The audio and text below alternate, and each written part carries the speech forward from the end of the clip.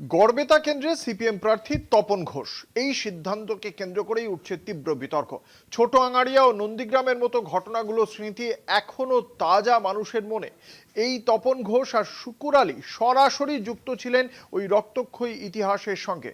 সেই প্রেক্ষাপটে পুরনো বিতর্কিত মুখকে সামনে আনা কি সঠিক কৌশল, নাকি এতে আরো চাপে পড়বে সিপিএম? প্রশ্ন তুলছে রাজনৈতিক মহল। বাংলার রাজনীতিতে ফের বিতর্ক উস্কে দিল সিপিএম, যার নাম শুনলেই ছোট আঙ্গারিয়া থেকে নন্দীগ্রামের রক্তাক্ত স্মৃতির দরজা খুলে যায়। সেই তপন ঘোষকে গড়বেতা কেন্দ্র থেকে প্রার্থী করা হয়েছে। তপন ঘোষের নাম জড়িয়ে রয়েছে বহু রক্তাক্ত অধ্যায়ের সঙ্গে। তপন ঘোষকে প্রার্থী করে নিজেদের ফের প্রশ্নের মুখে ঠেলে দিল সিপিএম। ছোট আঙ্গারিয়া থেকে নন্দীগ্রামের গণহত্যার মতো ঘটনাগুলি শুধুই অভিযোগ বলে এড়িয়ে গেলেও জনমানসের সেই দাগ এখনো তাজা। রাজনৈতিক মহলের একাংশের কথা, সেই দাগ মুছতে না পেরে তপন ঘোষকে প্রার্থী করে সামনে আনা এই সিদ্ধান্ত প্রমাণ করছে রাজনৈতিকভাবে সিপিএম আজ কতখানি দেউলিয়া। সিপিএম যেন বুঝিয়ে দিল অতীতের ছায়া থেকেই তারা বেরোতেই পারেনি। রাজনৈতিক পর্যবেক্ষকদের মন্তব্য, গড়বেতা পুনর্দখলের স্বপ্ন দেখতে গিয়ে সিপিএম কি আসলে নিজের পুরনো হারমাত রাজনীতির অভিযোগকেই নতুন করে বৈধতা দিচ্ছে? তপন ইস্যুতে বিতর্ক তুঙ্গে। প্রশ্ন সিপিএম এর সিদ্ধান্তে।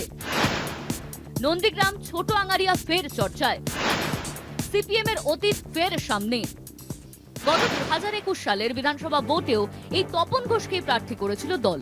সেবার তিনি মোট 23,000 ভোট পেয়ে তৃতীয় স্থানে ছিলেন। দলের কর্মীদের একাংশেরও ধারণা ছিল এবার নতুন কোনো মুখ আনা হবে, কিন্তু তা হয়নি। এক সময় গড়বেতার বেতাজ বাদশাহ তপন ঘোষকে তাঁর পুরনো দুর্গে প্রার্থী করাকে ঘিরে রাজ্য রাজনীতিতে উঠে এসেছে 25 বছর আগের সেই ছোট আঙ্গারিয়া স্মৃতি। তপন ঘোষ এখন সিপিএম এর পশ্চিম মেদিনীপুর জেলা কমিটির সদস্য। সে সময় সিপিএম এর মন্ত্রী সুশান্ত ঘোষের সঙ্গেই ছিলেন তপন ঘোষ ও শুকুর আলী। সিপিএম এর নন্দীগ্রাম পুনর্দখল পর্বে 2007 সালের 10ই নভেম্বর গোকুলনগরে ভূমি উচ্ছেদ প্রতিরোধ কমিটির সমর্থকদের মিছিলে হামলার পরে আহতদের গাড়িতে চাপিয়ে পালিয়ে যাওয়ার অভিযোগ রয়েছে তপন ও শুকুরদের বিরুদ্ধে। ছোট আঙ্গারিয়া মামলাতেও জেলেও ছিলেন তারা।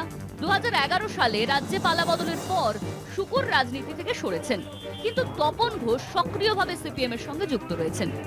এবার সেই তপনকে সামনে এনেই গড়বেতার হারানো জমি ফেরানোর চেষ্টায় নামলো সিপিএম।